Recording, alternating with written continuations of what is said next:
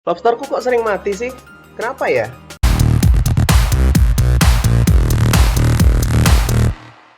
Oke teman-teman, kembali lagi ke channel YouTubeku Pratama Megantoro. Di video kali ini kita akan membahas soal kematian ketika teman-teman memulai budidaya lobster air tawar. Pada dasarnya ketika teman-teman mulai budidaya itu perlu untuk dikarantina dulu. Jadi si lobster ini ketika memasuki kolam yang baru, dia akan beradaptasi dengan lingkungan yang baru. Jadi harus menyiapkan kolam adaptasi. Nah, pada faktor kematian ketika proses adaptasi itu kurang lebih ada dua. Yang pertama karena memang kanibal, atau yang kedua itu bisa dikarenakan soal dia gagal dalam proses adaptasi. Di video kali ini aku akan bahas soal proses terjadinya kanibal. Nah, kanibal sendiri itu kenapa? Itu didasari oleh sifatnya si lobster ini. Nah, lobster ini mempunyai beberapa karakter atau memiliki beberapa sifat alaminya. Yang pertama, dia itu hewan teritorial, teman-teman.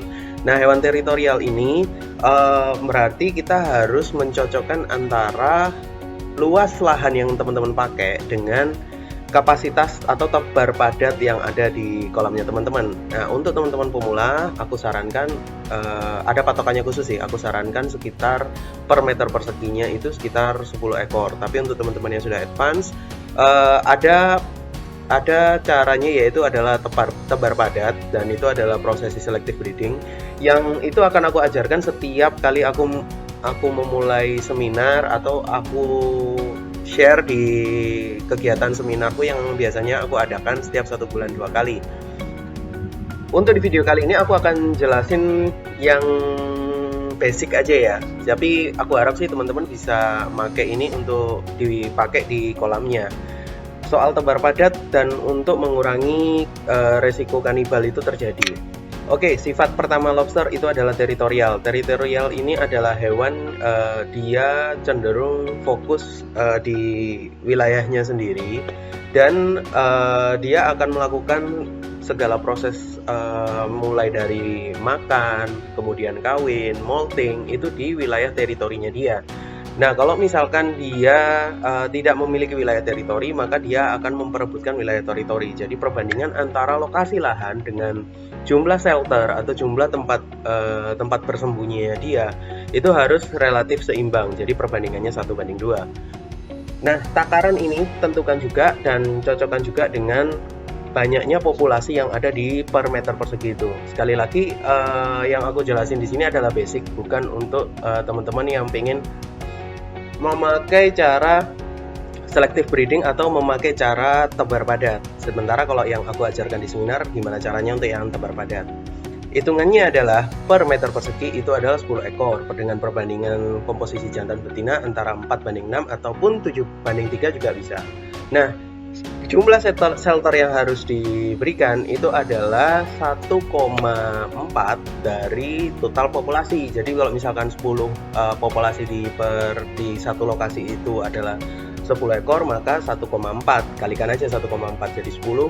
Kalau lobster yang kalian pakai itu adalah 10, maka shelternya paling nggak 14. Jadi masih ada spare untuk si lobster ini bisa jalan-jalan atau mengelilingi wilayah yang ada di situ, karena lobster sendiri pun juga ketika malam hari dia itu hewan nokturnal. Dia akan mencari makan di malam hari. Dia akan cari makan di lokasi yang bukan di shelternya dia, diambil kemudian dibawa ke shelternya dia untuk makan. Begitu juga untuk ketika dia akan kawin dan lain sebagainya.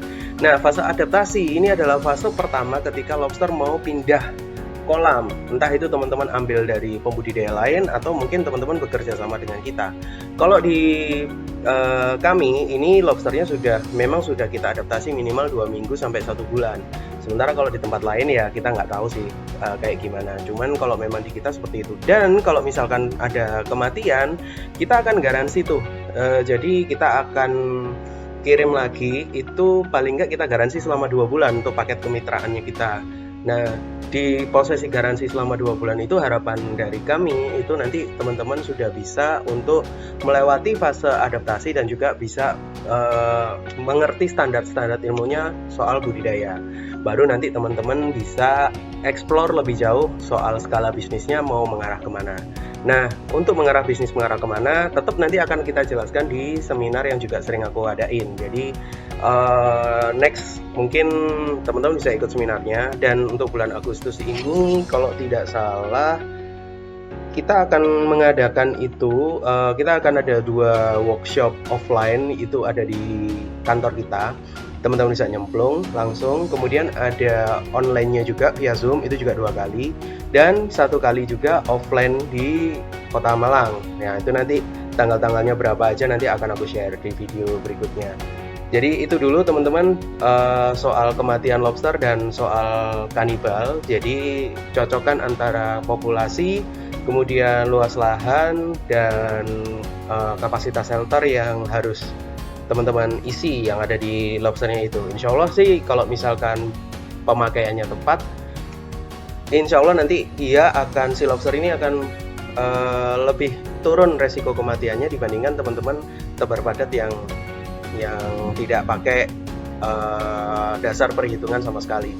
Jadi itu dulu video kali ini. Untuk teman-teman yang suka bisa teman-teman like videonya, untuk yang nggak suka bisa di dislike aja, nggak apa-apa karena aku share soal edukasi aja. Untuk teman-teman yang pingin baca-baca soal info lebih lanjut soal budidaya lobster air tawar, bisa cek website kita di www.budidayalobsterairtawar.com. Teman-teman bisa dicek di situ, baca-baca artikel yang teman-teman pengen tahu soal budidaya lobster air tawar. Untuk teman-teman yang pengen budidaya lobster air tawar, bisa klik link, nanti linknya aku taruh di deskripsi di bawah, atau bisa chat WA nomor adminku. Nomor adminku aku taruh di sini. Nah, di sini nih. Itu nanti teman-teman bisa WA, teman-teman bisa tanyakan, aku kalau mau gabung kemitraan kayak gimana? Prosesnya bang, terus apa yang harus aku lakuin? Ya nanti teman-teman bisa WA aja. Oke, thank you dulu teman-teman, see you next time, bye.